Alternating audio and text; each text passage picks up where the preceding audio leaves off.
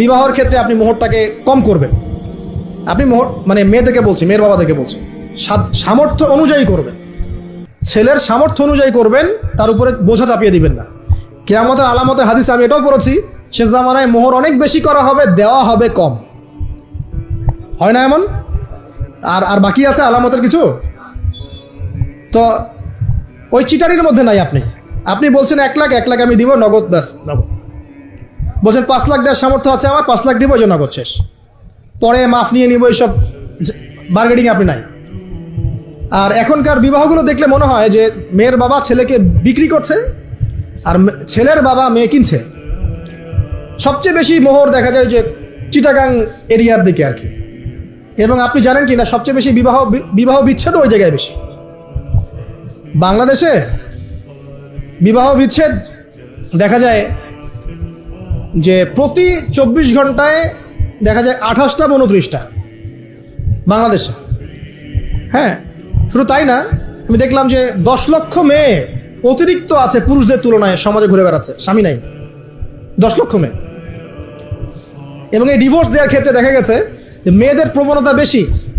70% মেয়ে ডিভোর্স দিয়েছে, ছেলে দেয় নাই, 30% ছেলে। তাহলে মেয়েদের সাইকোলজি চিন্তা করেন।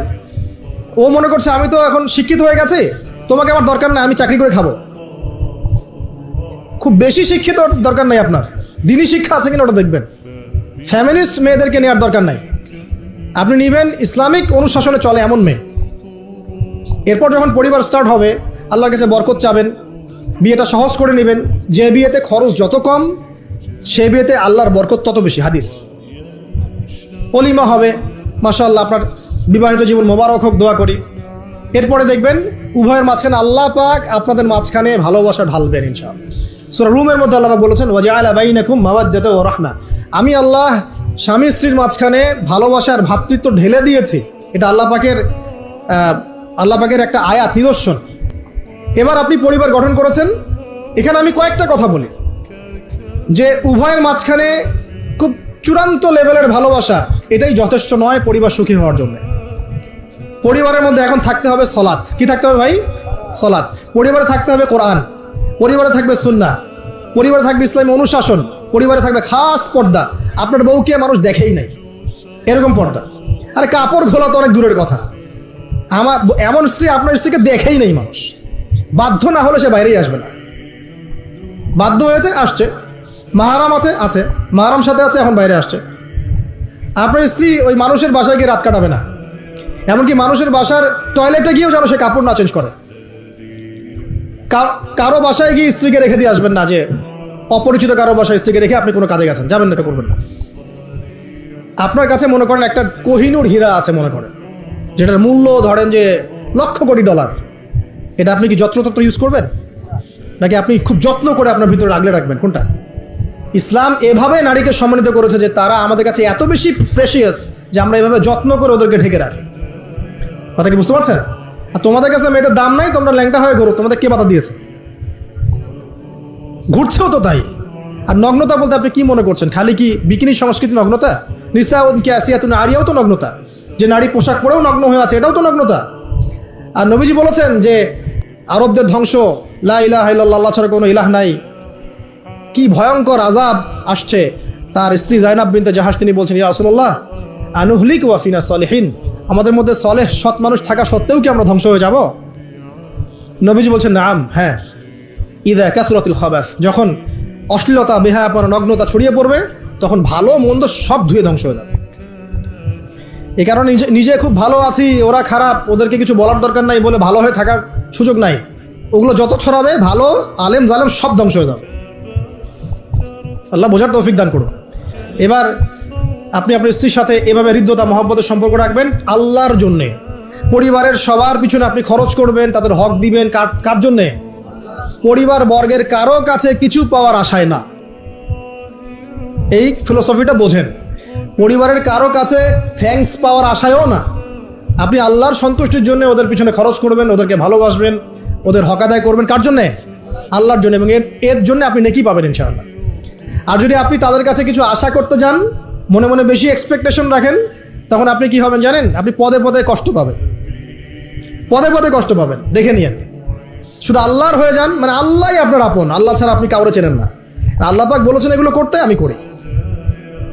আল্লাহ পাক ভালোবাসা দিয়েছেন সন্তানের প্রতি, স্ত্রীর প্রতি, বাসি।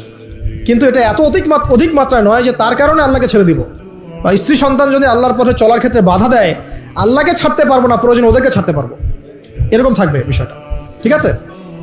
আরেকটা কথা বলি, শুধু ভালোবাসাই আদর্শ দাম্পত্যের জন্য যথেষ্ট নয়। এখানে প্রয়োজন হচ্ছে একে অপরের প্রতি সম্মানবোধ থাকতে হবে, একে অপরের প্রতি বিশ্বাস থাকতে হবে। বিশ্বাস না থাকলে ওই পরিবারে শান্তি থাকে না। আপনি অনেক বড় আলেম, কিন্তু যদি আপনার স্ত্রী আপনাকে বিশ্বাস না করে, আপনি শান্তি পাবেন না।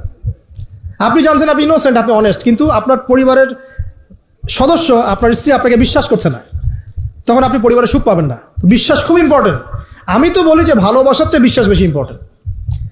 কারণ আগে ইমান না আগে আমল? কোনটা আগে? ইমান মানে কি? বিশ্বাস না?